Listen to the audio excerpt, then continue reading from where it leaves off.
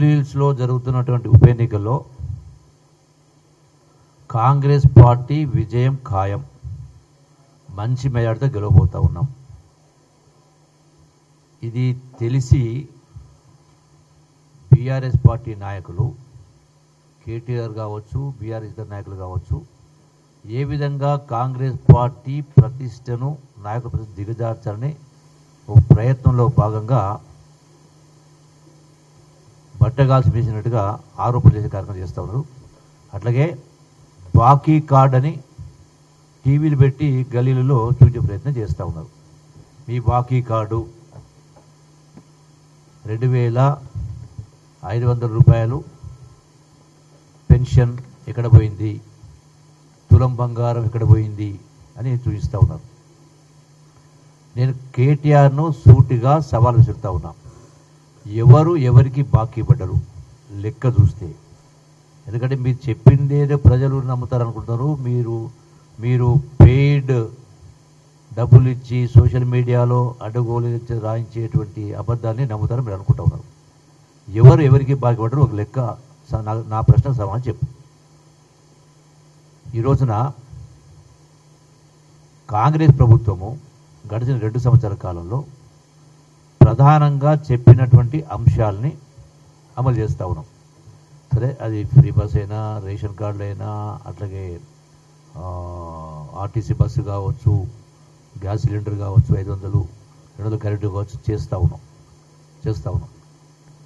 ఇది కాకుండా 20,000 కోట్ల రూపాయలతోటి రుణమాఫీ చేసినాం. 22,000 కోట్లతోటి ఇందిరమిల్లు కట్టిస్తూ ఉన్నాం. మోస్ట్ ఆఫ్ ది అంటే ప్రతి నియోజకవర్గంలో ఇంచుమించుగా 200 కోట్ల రూపాయలతోటి ఇంటిగ్రేటెడ్ స్కూల్స్ కట్టిస్తూ ఉన్నాం. ఇవన్నీ కూడా ఇవే కాకుండా చెప్పనివి కూడా చేస్తూ ఉన్నాం. సన్న బియ్యం ఇస్తామని చెప్పలే, దాంతోపాటుగా సన్నవడ్లకు 500 రూపాయలు ఫోన్ ఇస్తామని చెప్పలే, అవి కూడా చేస్తాం. ఇట్లా చాలా ఉన్నాయి. మేము బాకీ పడలే. అయినా మా ప్రభుత్వం వచ్చి 2 ఏళ్ళు అయింది, ఇంకా 3 సంవత్సరాల కాలం ఉంది. మరి 2 సంవత్సరాల కాలంలో ఇవన్నీ మేము అమలు చేస్తూ ఉంటే ఏ పరిస్థితులు అమలు చేస్తూ ఉన్నాం? రాష్ట్ర ఆర్థిక పరిస్థితి మీరు పరిపాలించిన 10 సంవత్సరాల పాలన పుణ్యమాని 75,000 కోట్ల రూపాయల వడ్డీ కడతా ఉన్నాం సంవత్సరానికి. అంటే నెలకు 600 కోట్లు. మీ నాన్నగారు అంటే కల్వకుంట్ల చంద్రశేఖర్ మాజీ ముఖ్యమంత్రి 2 జూన్ 2014లో ముఖ్యమంత్రి పదవి చేపట్టినప్పుడు మీరు ఎంత కడతా ఉంటున్నాడు అంటే గతంలో 64 సంవత్సరాల పాటు 22 మంది ముఖ్యమంత్రి పరిపాలన చేస్తే రాష్ట్రంలో ఎన్నో రకాల అభివృద్ధి జరిగిన తర్వాత కూడా, ఇంక్లూడింగ్ తెలుగుదేశం పార్టీ ముఖ్యమంత్రి చంద్రబాబు నాయుడు తర్వాత ఎన్టీ రామారావు పరిపాలన చేసిన తర్వాత కూడా రాష్ట్రం పైన ఉన్న అప్పు 65,000 కోట్లు ఉండే. ఈ 65,000 కోట్ల అప్పుకు అంటే ఆల్మోస్ట్ 90 పైసల వడ్డీ చోటి నెలకు 650 కోట్లు కడతా ఉంది. అంటే ఇయర్లీ ఒక 7,000 కోట్ల రూపాయల దాకా వడ్డీ కడతా ఉంది. మరి మీ 10 సంవత్సరాల పరిపాలనలో 65,000 కోట్లపై 8 లక్షల కోట్లు అయింది కదా అప్పు. అసెంబ్లీ సాక్షిగా నిరూపించడం జరిగింది కదా. మా ముఖ్యమంత్రి గారు మాట్లాడారు, మా మంత్రులు మాట్లాడారు, మేము కూడా మాట్లాడడం, ఛాలెంజ్ విసినాడు. అంటే మరి 75,000 కోట్ల రూపాయల వడ్డీ ఈఎంఎస్ కంతులు కడుతూ 2 సంవత్సరాలు 150,000 కోట్లు కడుతూ కూడా మేము ఇవన్నీ చేసినాం. మా బాకీ కార్డు మీ పోని కేటీఆర్ లెక్క ప్రకారం పోతే మా బాకీ కార్డు 2 సంవత్సరాలదే కదా. మాకు ఇంకా 3 సంవత్సరాలు ఉంది. మళ్ళీ ప్రజలు ఆశీర్వదిస్తారు, మళ్ళీ 5 ఏళ్ళు ఉంది. అంటే ఇంకా 8 సంవత్సరాల పాటు ఉంది. అయినా మీరు మా బాకీ కార్డు 2 సంవత్సరాలు ఇస్తున్నారు. మీ బాకీ కార్డు ఎప్పటిది? మీది 10 సంవత్సరాల బాకీ కార్డు. 10 సంవత్సరాల కింద మీరు చెప్పినటువంటి అంశాలు మళ్ళీసారి ప్రజలకు తెలుసు, మళ్ళీసారి జ్ఞప్తి చేస్తూ ఉన్నాం మీడియా ద్వారా. ఆనాడు దళితులకు 3 ఎకరాల భూమి కొనిస్తున్నారు. నిరుద్యోగ యువకులకు నెలకు 3,000 రూపాయలు ఇస్తామన్నారు. అట్లాగే డబుల్ బెడ్రూమ్ ఇళ్ళు పేర్లు కట్టిస్తామన్నారు. రాష్ట్రంలో ఎక్కడో 4-5 చోట్ల తప్ప, అది కూడా ముఖ్యమంత్రి నియోజకవర్గం, హరీష్ నియోజకవర్గం, కేటీఆర్ నియోజకవర్గం వాళ్ళకు కాంట్రాక్టర్లు 1,000 కోట్ల కాంట్రాక్ట్ వాళ్ళ ద్వారా మీరు కట్టించుకున్నారు తప్ప ఎక్కడ కూడా ఈ డబుల్ బెడ్రూమ్లు కాలే. మరి 8 లక్షల కోట్లు అప్పు చేసి ధనిక రాష్ట్రం మీకు అప్పు చెప్పిన తర్వాత, మిగులు బడ్జెట్ చెప్పిన తర్వాత 10 సంవత్సరాలు మీరు చేయలే కదా. మరి మీ బాకీ కార్డు ఎన్ని సంవత్సరాలది? 10 సంవత్సరాల బాకీ కాడా కాదా? దగ్గర కాదా? అంటే ఏదో రకంగా ఇంకోటి బుల్డోజ్ అంటారు. మరి బుల్డోజర్ అంటే బుల్డోజ్ చేయడం అనేది ప్రభుత్వ చెరువుల్ని కుంటల్ని కబ్జా చేసిన కాడ, ప్రభుత్వ భూములు కబ్జా చేసిన కాడ, అక్రమంగా చేసిన కాడ ప్రజల ఆస్తిని కాపాడేదాంట్లో భాగంగా కొన్ని సంఘటన జరిగి ఉండొచ్చు. అది ఎవరి కోసం? ప్రజల ఆస్తిని కాపాడడం కోసం. మీరు దీన్ని బుల్డోజ్ అంటున్నారు. ఈ బుల్డోజ్ ద్వారా ప్రజల ఆస్తిని కాపాడే కార్యక్రమం జరిగింది. మరొకరు కబ్జా చేయకుండా భవిష్యత్తులో అక్రమం గురి కాకుండా చేయడం జరిగింది. దీన్ని మీరు బుల్డోజర్ అంటున్నారు. మీరు 10 సంవత్సరాలు ఆర్థిక వ్యవస్థనే బుల్డోజ్ చేశారు కదా. ఒక బుల్డోజర్ కాదు కదా, ఒకరు కాదు, అందరు కదా. కేసీఆర్ చేసి, కేటీఆర్ చేసి, హరీష్ రావు చేసి, సంతోష్ రావు చేసి, కవిత అందరు బుల్డోజ్ చేస్తారు కదా. ఆ బుల్డోజ్ చేసినందుకైనా ఈనాడు ఇన్ని లక్షల కోట్ల అప్పు అయింది. రెండవది, మా బాకీ కార్డు కాదు కేటీఆర్, మీరు బాకీ పడ్డరు ప్రజలకు. మీ బాకీ 8 లక్షల కోట్ల రుణాన్ని ఈ 2 సంవత్సరాలు కట్టిన 1,50,000 కోట్ల వడ్డీ, అంటే దగ్గర మొత్తం కలిపి 10 లక్షల కోట్లు. 10 లక్షల కోట్లు 4 కోట్ల ప్రజలకు. అంటే ప్రతి వ్యక్తి పైన, మొత్తం జనాభా పైన, ఒక్కొక్కరి పైన 2,50,000 రూపాయలు మీరు ప్రజలకు బాకీ పడ్డారు. మీ బాకీ కార్డు 4 కోట్ల బాకీ కార్డు. నీవు ఒక బుల్డోర్ ఒకటి అంటున్నావు, ఒక బాకీ కార్డు అంటున్నావు. అయినా నీవు ప్రస్తావించినటువంటి కాంగ్రెస్ పార్టీకి సంబంధించినటువంటి ఈ తులం బంగారమో 2,200 రూపాయలు మాట్లాడుతున్నావు. ఇంకా మాకు ఉంది, భవిష్యత్తు చేయడానికి ఉంది, ఇంకా మీకు లేదు. ఇంకా మీరు పర్మనెంట్గా బాకీ పడ్డారు. బీఆర్ఎస్ పార్టీ ప్రజలకు పర్మనెంట్గా బాకీ పడ్డారు, బాకీ కార్డు. మీరు అవినీతితోటి అడ్డగోలుగా వ్యవహారాలు చేసి రాష్ట్రాన్ని ఏ రంగంలో, అసలు దేని చూసి మీకు ఓటేయాలి? ఏ లెక్క ప్రకారం మీరు ఓటేయాలి? రాష్ట్రాన్ని ప్రజాస్వామ్యాన్ని కథ చేసిండ్రు, ఆర్థిక వ్యవస్థ నాశనం చేసిండ్రు, కుటుంబ పరిపాలన విచ్చలవిడి చేసిండ్రు, విచ్చలవిడిగా దోపిడీలు జరిగినాయి, విచ్చలవిడిగా కబ్జాలు జరిగినాయి. అందుకని మీరు గొంతు దించి అరుచుకున్నా, నీవు ఎన్ని బాకీ కార్డు అని మాట్లాడినా, ఎన్ని బుల్డోజర్ అని మాట్లాడినా, మీ పార్టీని, మిమ్మల్ని ఈ జూబ్లీస్ ఎన్నికల్లో జూబ్లీస్ ప్రజలు బుల్డోజ్ చేసి పర్మనెంట్గా కథ చేయబోతున్నారు. Thank you.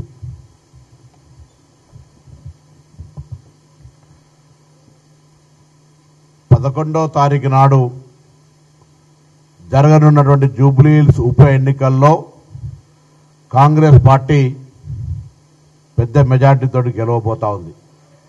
ఈ సందర్భంలో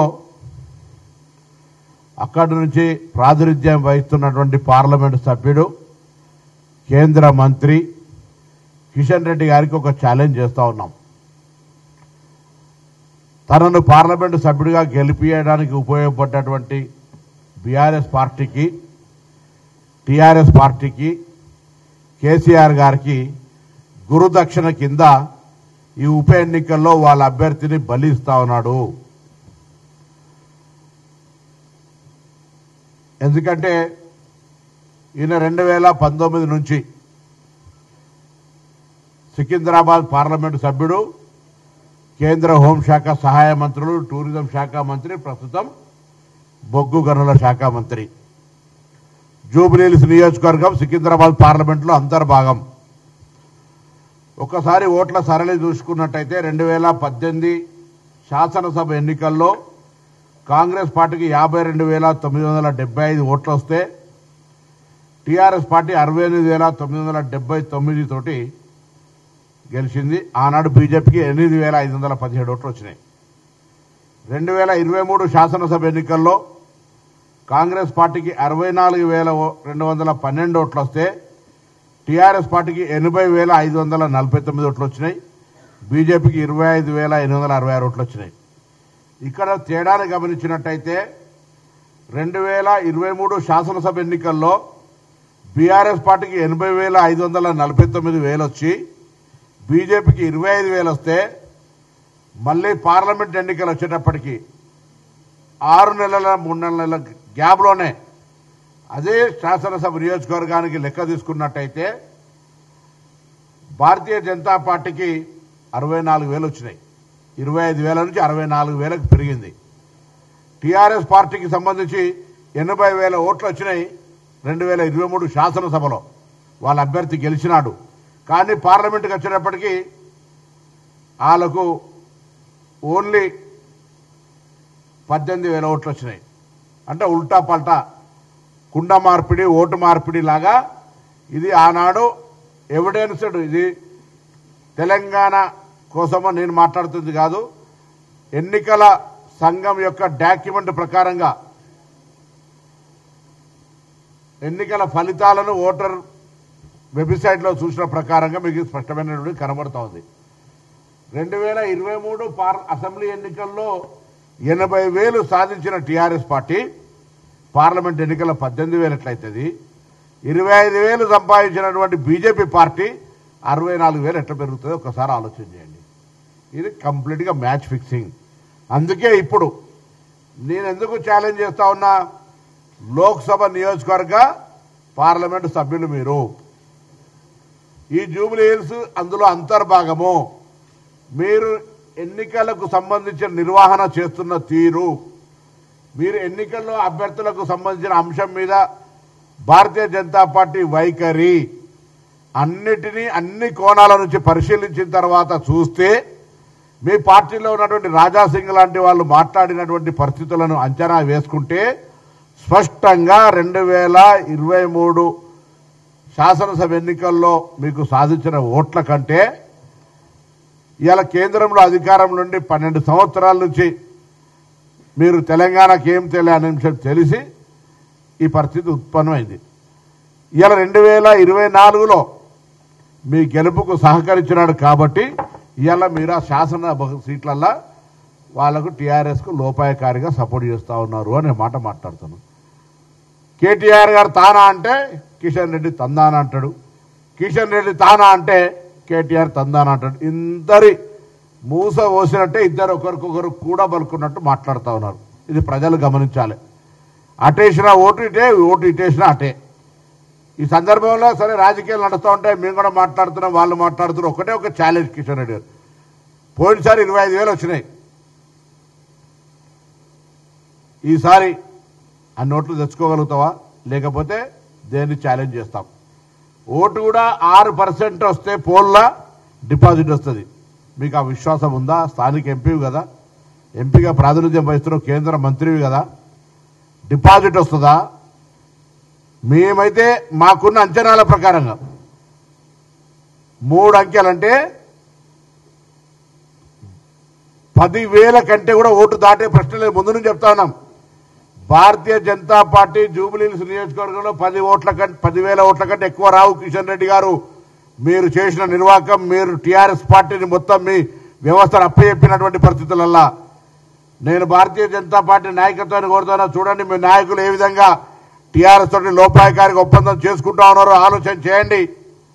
మొత్తంగా జూబ్లీ హిల్స్ ఎన్నికల్లో కంప్లీట్గా సరెండర్ అయిపోయి వాళ్ళకు పూర్తిగా పోతున్న సందర్భంలో పార్టీ కార్యకర్తలు పార్టీని బతికించుకోవడానికి మేల్కోవాలి.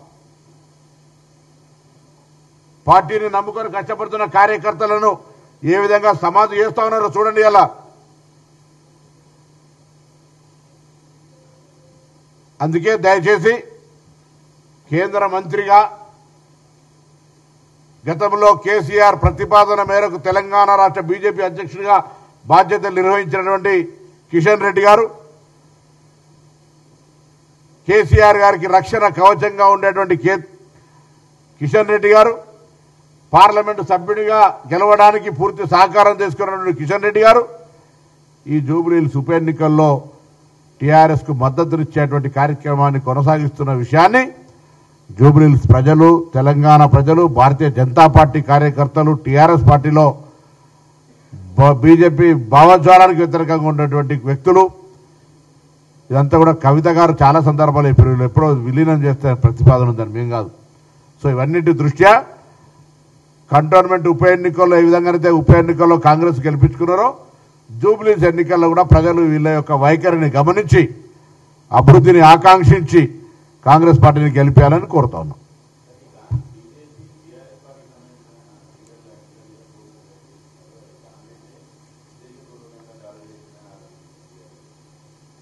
టీఆర్ఎస్ సంస్కృతిలో మా పరిపాలన లేదు. వేధింపులకు కానీ రాజకీయపరమైనటువంటి కక్ష సాధింపులకు సంబంధించి మేము చాలా దూరంగా ఉన్నాం. మీరు పక్క ఆంధ్ర రాష్ట్రంలో చూస్తూ ఉన్నారు ఏ విధంగా జరుగుతూ ఉందో, ఎంతమంది జైలుకు ఇక్కడెక్కడ అటువంటి కక్ష సాధింపు చట్టంలో ఏదైనా జరిగితే చట్టపరంగా జరుగుతుంటుంది. మీరు తప్పు చేసి కూడా మమ్మల్ని ఏమన్నదాని అనుకుంటే ఉప ఎన్నికల్లో మొత్తం అధికార దుర్వినియోగం చేస్తాం, మా ఇష్టం వచ్చినట్టు మేము చేస్తాం అంటే ఇంకా అధికారంలో ఉన్నాం, ఎవరు ఎట్లా చెప్తే అట్లా తాబేదారుగా మారి జరుగుతుంది పని అని ఊహాజనితంగా ఇంకా ప్రభుత్వంలో ఉన్నామనుకొని అంత నియంతృత్వంగా మేము బతుకుతాం, మేము చెప్పిందే నడవాలనేటువంటి ఆలోచన ఉంటే ఇప్పుడు ఎన్నికల కోడ్ లేని ఏరియాలో రైడ్ చేస్తుంటే ఏం సమాచారం మీరు చేసినారో చట్టం ఏం జరుగుతుందో మాకు తెలియదు. మేము ఎవరు కూడా అటువంటి ఆలోచనతోటి ప్రభుత్వం లేదు లేదు లేదు అనే మాట చెప్తాను. అందుకే ఆయన అడిగిన ఏం చేస్తావు, నేను రాజీనామా నేనెందుకు అడగాలి, ఏం చేస్తావు జవాబు చెప్పాలి. బాధ్యత గల వ్యక్తిని అడుగుతాను, నేను ఎల్ఐఎంఎల్ఏనో లేకపోతే ఊరికే నాకు నేను ప్రశ్నించుకుంటలేను. మీ ద్వారా గౌరవ కేంద్ర మంత్రి ఆ శాసనసభ నియోజకవర్గానికి ప్రాతినిధ్యం వహించే లోక్సభ సభ్యుడు కేంద్ర మంత్రి, ఆయన నియోజకవర్గంలో 10,000 ఓట్లు కూడా రాకపోతే ఏం ప్రకటన చేస్తావు, ఏం మాట్లాడుతావో ముందే చెప్పు, లేదా మేమేం చేయాలో కూడా చెప్పు. డిపాజిట్ వస్తుందా చెప్పండి, పోయినసారి వచ్చిన 25,000 ఓట్లు అన్న వస్తాయా చెప్పండి. ఇవన్నీ రాకుండా మీరు పార్టీతో కుమ్ముకైన ప్రజల కార్యకర్తల ఆరోపణకు ఏం జవాబు చెప్తారో చెప్పండి. ఛాలెంజ్ నేను చేస్తున్నా.